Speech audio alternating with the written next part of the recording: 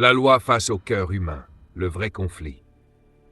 Il existe une tension silencieuse qui traverse toute l'histoire biblique. Ce n'est pas une tension entre Dieu et l'homme, c'est une tension entre la volonté divine et le cœur humain. La loi n'est pas le problème. Le cœur est le champ de bataille. Lorsque Dieu donne une instruction, il révèle son caractère. Mais lorsque l'homme reçoit cette instruction, il la filtre à travers ses désirs, ses blessures, ses ambitions, sa peur de perdre le contrôle. La loi expose ce que l'homme est réellement. C'est pourquoi la loi dérange. Elle ne crée pas la rébellion, elle la révèle. Un enfant à qui l'on dit « ne touche pas » découvre soudain un désir intense de toucher. Pourquoi ? Parce que l'interdiction met en lumière une autonomie intérieure. Je veux décider moi-même. Ce principe est ancien, il remonte au Jardin d'Éden. Dieu avait donné une liberté immense. Une seule limite existait. La tentation n'était pas le fruit. La tentation était l'indépendance. La loi divine n'était pas restrictive. Elle était protectrice. Mais le cœur humain a interprété la limite comme une privation. Depuis ce jour, l'homme lutte contre l'autorité, même lorsqu'elle est bienveillante. Voilà pourquoi la loi mosaïque, aussi parfaite soit-elle, ne pouvait pas transformer le cœur. Elle pouvait définir le bien et le mal, encadrer le comportement, organiser une nation, mais elle ne pouvait pas neutraliser l'orgueil intérieur. Elle ne pouvait pas guérir l'inclination à l'autonomie. La loi est un standard. Le cœur humain est une volonté. Et Dieu, dans sa souveraineté, a choisi de ne pas supprimer cette volonté. Il aurait pu créer des êtres programmés. Il a choisi des êtres responsables. Un robot n'a pas besoin de loi morale. Un être libre en a besoin. Mais cette liberté implique un risque, la possibilité de refuser l'alignement. La question n'est pas « la loi est-elle bonne ?» La question est « mon cœur accepte-t-il d'être gouverné ?» La loi ne fait pas tomber l'homme. Elle révèle s'il est disposé à se soumettre. Et c'est là que commence la véritable transformation. Dieu, roi législateur, est l'origine divine de l'homme. Avant de parler de loi, il faut parler de royauté. La Bible ne commence pas avec une religion. Elle commence avec un roi. Au commencement, Dieu. Ce Dieu n'est pas seulement créateur. Il est souverain. Il est roi. Un roi règne par décret. Un roi établit des lois. Un roi définit les frontières de son royaume. Lorsque Dieu parle, ce n'est pas un conseil, c'est un décret royal. La création elle-même est la manifestation d'un gouvernement. Le ciel n'est pas un espace vide, c'est un trône. Et la terre n'est pas un accident cosmique, c'est un territoire administré. Comprendre cela change tout. Car si Dieu est roi, alors la loi n'est pas une option morale. Elle est l'expression de son gouvernement. Mais voici une vérité encore plus profonde. L'homme n'est pas simplement fait de poussière. Genèse 2, 7, Dieu forma l'homme de la poussière du sol et il souffla dans ses narines un souffle de vie. La poussière vient de la terre, mais le souffle vient de Dieu. Notre origine biologique est terrestre, notre origine vitale est divine. Le mot hébreu pour souffle, neshama, indique un souffle provenant directement de Dieu. Cela signifie que l'homme porte en lui une dimension qui ne vient pas du sol. Il a été conçu pour vivre sous le gouvernement du roi. L'homme n'a pas été créé pour être autonome. Il a été créé pour administrer sous autorité. Il est vice-régent, pas souverain. C'est pourquoi la loi divine n'est pas une intrusion. Elle est un rappel d'identité. Lorsqu'un poisson sort de l'eau, il meurt. Non parce que l'eau le contrôle, mais parce qu'il a été conçu pour y vivre. De la même manière, lorsque l'homme sort du gouvernement divin, il se désintègre intérieurement. La loi du roi n'est pas une contrainte extérieure. Elle est la condition de la vie alignée avec son origine. Mais voici le drame. L'homme, porteur d'un souffle divin, a voulu vivre indépendamment du roi. Il a voulu posséder l'autorité sans rester soumis à la source. C'est là que la tension apparaît. Un être d'origine divine qui refuse le gouvernement divin. La loi révèle ce désalignement. Elle expose la distance entre le design et la décision. Et c'est précisément pour cela que la loi seule ne suffisait pas. Car le problème n'était pas l'absence de règles. Le problème était la fracture intérieure entre l'homme et son roi. Une loi parfaite face à un cœur fracturé. Si Dieu est roi, et si l'homme porte en lui un souffle d'origine divine, alors une question s'impose. Pourquoi donner une loi qui ne pouvait pas transformer le cœur ? La loi mosaïque n'était ni improvisée ni imparfaite. Romains 7, 12. La loi donc est sainte, et le commandement est saint, juste et bon. La loi révélait la nature du roi, sa sainteté, sa justice, son ordre, son exigence morale. Elle définissait les frontières du bien et du mal, mais elle ne pénétrait pas le centre de décision intérieure. Elle pouvait encadrer un comportement. Elle ne pouvait pas recréer une nature.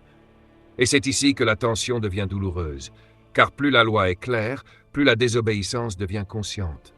La loi est claire. Mais la lumière révèle aussi les fissures. Imaginez une pièce sombre. Dans l'obscurité, la poussière semble absente. Mais dès qu'un rayon traverse la pièce, chaque particule devient visible.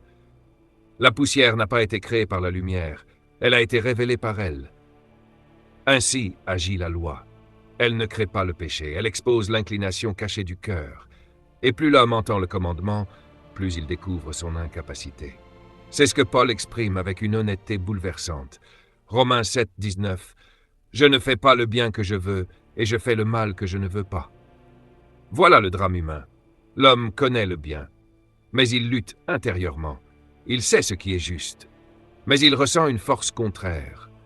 La loi révèle l'idéal, elle ne donne pas la puissance de l'atteindre, et Dieu savait cela. Il savait que la loi exposerait la fracture. Pourquoi alors la donner? Parce que l'homme devait comprendre la profondeur de sa dépendance. Sans révélation de la limite, il n'y a pas recherche de secours. La loi ne visait pas à produire l'orgueil moral, elle visait à produire l'humilité. Elle démontre que la volonté humaine, laissée à elle-même, finit toujours par glisser. Israël en est la preuve vivante. Ils ont reçu la loi avec tremblement. Ils ont promis d'obéir. Ils ont affirmé leur engagement.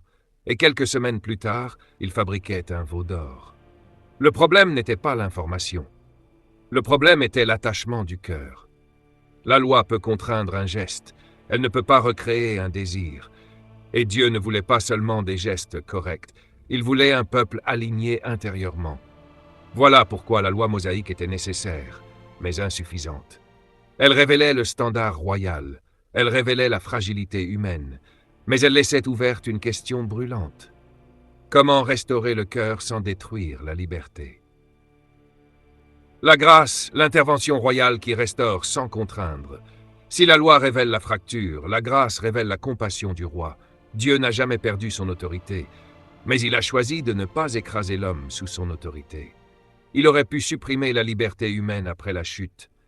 Il aurait pu créer une humanité programmée. Mais un amour imposé n'est plus de l'amour. Une obéissance forcée n'est plus une relation. Le roi a donc choisi une autre voie. Non pas abolir la loi, non pas diminuer le standard, mais intervenir à l'intérieur de l'homme. La grâce n'est pas une permission de désobéir. Elle est une puissance pour devenir. Beaucoup comprennent mal la grâce. Ils la réduisent à un pardon administratif, un simple effacement juridique. Mais la grâce est plus profonde que cela. Elle est une opération intérieure. Ézéchiel 36, 26, « Je vous donnerai un cœur nouveau, et je mettrai en vous un esprit nouveau. » Voici la différence majeure. La loi parle à l'extérieur. La grâce agit à l'intérieur. La loi dit « Tu ne feras pas ». La grâce transforme le désir de faire. La loi dit « Voici le standard ». La grâce dit « Voici la capacité ».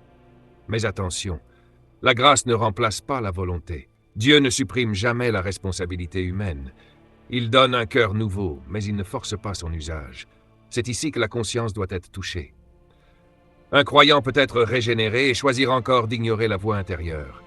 La nouvelle naissance ne détruit pas la liberté, elle la réoriente. Jérémie 31, 33, « Je mettrai ma loi au-dedans d'eux. » Ce n'est plus une pierre gravée, c'est une conscience éclairée. Mais cette conscience doit être entretenue. La grâce ouvre la porte, la discipline la maintient ouverte. C'est pourquoi Jésus ne réduit jamais l'exigence. Il dit « Vous avez entendu, mais moi je vous dis ». Il ne descend pas le standard, il l'intériorise. La colère devient meurtre intérieur, la convoitise devient adultère intérieur. Le royaume ne fonctionne plus par conformité extérieure, il fonctionne par transformation du cœur. Et pourtant, même avec la grâce, l'homme peut résister. Dieu ne viole jamais la volonté. Le roi appelle, il n'impose pas. La grâce restaure la capacité, mais l'homme décide l'alignement. Et c'est ici que se joue toute la maturité spirituelle. La loi de Christ, vivre sous le gouvernement intérieur. La loi mosaïque révélait le standard, la grâce restaure la capacité. Mais la maturité spirituelle commence lorsque l'homme accepte d'être gouverné intérieurement. Le Nouveau Testament ne parle pas d'absence de loi, il parle d'une loi supérieure. Galates 6, 2. Portez les fardeaux les uns des autres, et vous accomplirez ainsi la loi de Christ. La loi de Christ n'est pas une liste rituelle. Elle est l'expression vivante du caractère du roi reproduit dans le cœur de ses sujets. Elle n'est pas écrite sur des tables de pierre, elle est gravée dans la conscience. Elle ne fonctionne pas par peur, elle fonctionne par amour aligné. Mais attention, l'amour biblique n'est pas sentimental, il est gouvernemental. Jean 14, 15. Si vous m'aimez, gardez mes commandements. L'amour véritable accepte l'autorité du roi. C'est ici que la confusion moderne doit être dissipée. Être sous la grâce ne signifie pas vivre sans structure. Être régénéré ne signifie pas être indépendant. Un cœur nouveau sans discipline devient instable. Une conscience éclairée sans vigilance devient vulnérable. Israël a vu des miracles extraordinaires. Samson a manifesté une puissance exceptionnelle. Mais ni les miracles ni la force surnaturelle n'ont garanti la fidélité. Pourquoi? Parce que Dieu ne force pas la volonté. La transformation intérieure est une capacité donnée. L'obéissance demeure un choix renouvelé, chaque jour, chaque décision, chaque pensée. Le royaume n'est pas un événement émotionnel, c'est un gouvernement permanent. Et voici la question finale que ce chapitre impose. Es-tu seulement pardonné ou réellement gouverné? As-tu reçu un cœur nouveau ou vises-tu encore selon tes anciennes inclinations? La loi externe peut produire une conformité temporaire. La loi de Christ produit un caractère stable, mais ce caractère se construit dans la méditation, la discipline et la soumission volontaire. Dieu est roi, il reste roi. Il régnera éternellement. La grâce t'invite à vivre sous son gouvernement, non par contrainte, mais par alignement intérieur. La loi révèle. La grâce transforme. La loi de Christ gouverne. Et au centre de tout demeure la même réalité. Dieu respecte ta volonté. Le roi appelle, il éclaire, il transforme. Mais il ne force jamais.